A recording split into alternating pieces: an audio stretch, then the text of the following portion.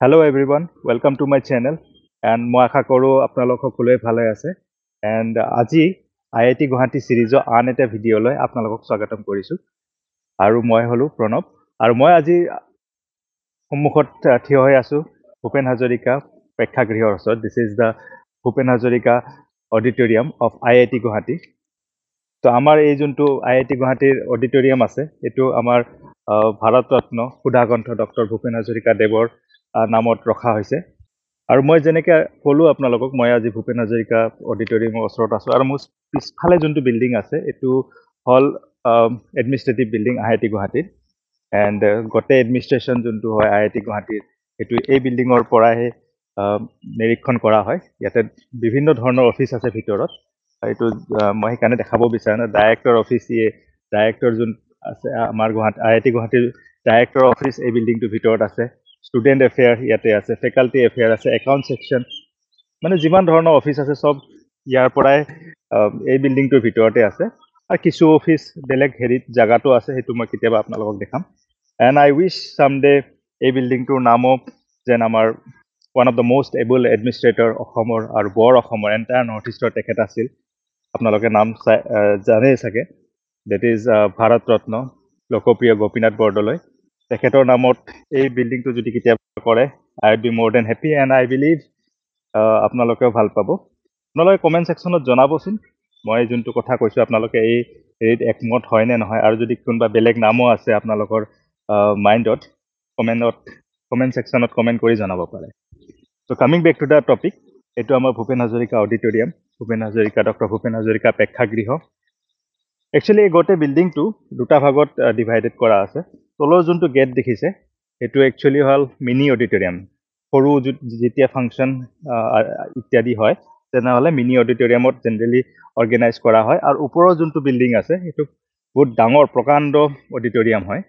বহুত ধুনীয়া world class লেভেলৰ অডিটৰিয়াম হয় ওপৰৰ অডিটৰিয়ামটো মই ভিতৰত দেখাম সব যিমান ডাঙৰ ডাঙৰ ইয়াতে ফাংচনছ হয় সববিলাক ভিতৰত অৰ্গেনাইজ কৰা হয় IIT গুৱাহাটীৰ কনভকেশ্যন যেতিয়া হয় তেতিয়াও ভিতৰত ডাঙৰ অডিটৰিয়ামটোৰ ভিতৰতে অৰ্গেনাইজ কৰা হয় মই ভিতৰত দেখাম আপোনালোকক এল জেৰেংগা হয় এল জেৰেংগাৰক বহুত প্ৰগ্ৰাম ভিতৰত অৰ্গেনাইজ কৰা হয় যেনেকৈ ফেশ্বন শ্ব' ইত্যাদি ডান্সৰ প্ৰগ্ৰেম আৰু টেকনিজ বুলি এটা প্ৰগ্ৰাম হয় ইয়াতে টেকন'লজিকেল যোনটো ফেষ্ট হয় আমাৰ IIT গুৱাহাটীৰ এইটো জেনেৰেলি ছেপ্টেম্বৰ মাহত হয় বাট চিন্স লাষ্ট 2 ইয়াৰ এইটো হোৱা নাই এতিয়ালৈকে সেইটো ইয়াতে ধুনীয়াকৈ অৰ্গেনাইজ কৰা হয় আৰু মই IIT গুৱাহাটী ৰিলেটেড বহুত ধুনীয়া অডিটৰিয়ামৰ ভিডিঅ' বনাইছোঁ আপোনালোকে যদি চাব বিচাৰে মোৰ এই চেনেলটোত চাব পাৰে টেকনিজৰ ভিডিঅ'জ আছে আৰু এল জেৰেংগাৰৰ ভিডিঅ'জ মই এই অডিটৰিয়ামত শ্বুট কৰিছোঁ প্ৰিভিয়াছলি চ' এইটো আপোনালোকে চাব পাৰে যেতিয়া কোনো ফাংচন অডিটৰিয়ামত অৰ্গেনাইজ কৰা হয় আৰু ডাঙৰ গেষ্ট যেতিয়া আহে তেনেহ'লে এই ৰাস্তাটোৰে অনা হয় সেই গেষ্টজনক এই ৰাস্তাটো পোনে পোনে চিধা মেইন গেটলৈকে এক্সিট আপোনালোকে পাব ডাইৰেক্ট সিটো ছাইডৰ পৰা আহি গাড়ী VIP কনভয় এইটো ছাইডে আহি ডাইৰেক্ট ইফালে সোমায় মোৰ লেফ্ট ছাইডে আৰু বেক ষ্টেজেৰে তেওঁলোকক এণ্ট্ৰি দিয়া হয় আহক আমি দেখাওঁ বেক ষ্টেজটো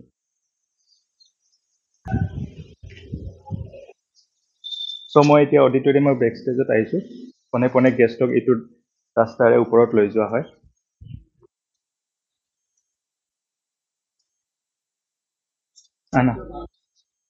আৰু এইটো আমাৰ অডিটৰিয়াম হয় আপোনালোকে চাব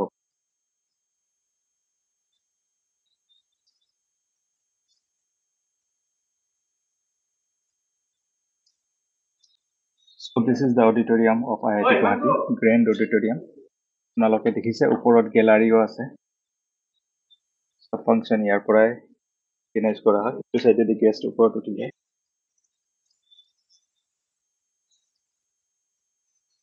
আৰু এইটো হ'ল মেইন ডায়েজ য'ত যিকোনো ফাংচন অৰ্গেনাইজ হয় মেইন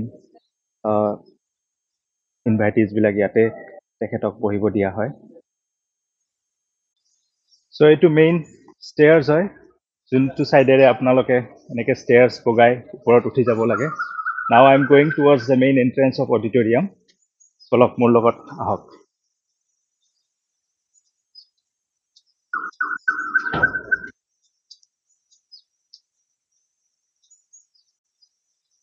ত' এতিয়া আমি মেইন এণ্ট্ৰেঞ্চত আহিছোঁ সোমাই চবতকৈ প্ৰথমে বহুত ছাইড আপোনালোকে সুধাকণ্ঠ ভূপেন হাজৰিকাৰ পৰ্ট্ৰেট দেখা পাব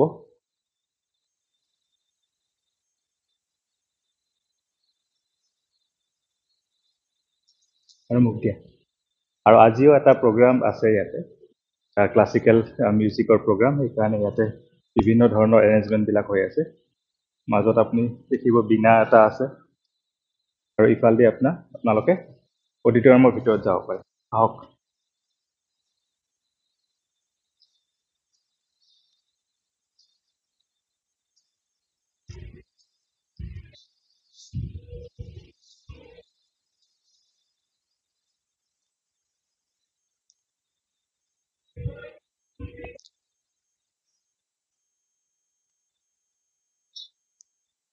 So this is one of the entrance to the auditorium.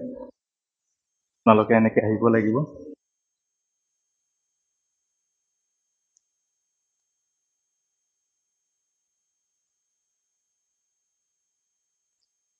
and the whole world is here. য'ত ইচ্ছা তাতে বহক ধুনীয়াকৈ প্ৰগ্ৰাম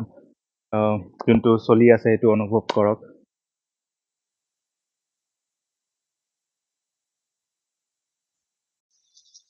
So friends, আশা কৰোঁ এই ভিডিঅ'টো চাই আপোনালোকে ভাল পালে মূল পিছফালে দেখক IIT গুৱাহাটীৰ যোনটো লাইব্ৰেৰীৰ দৃশ্য আপোনালোকে চাব পাৰে আৰু অডিটৰিয়ামত হৈ থকা কিছু ফাংচনৰ মই ইয়াতে ভিডিঅ' আপোনালোকক দি দিম আপোনালোকে চাব চাই কিনে কমেণ্ট কৰিব and if you have liked this video please don't forget to hit the like button and please subscribe to the channel. Thanks for watching.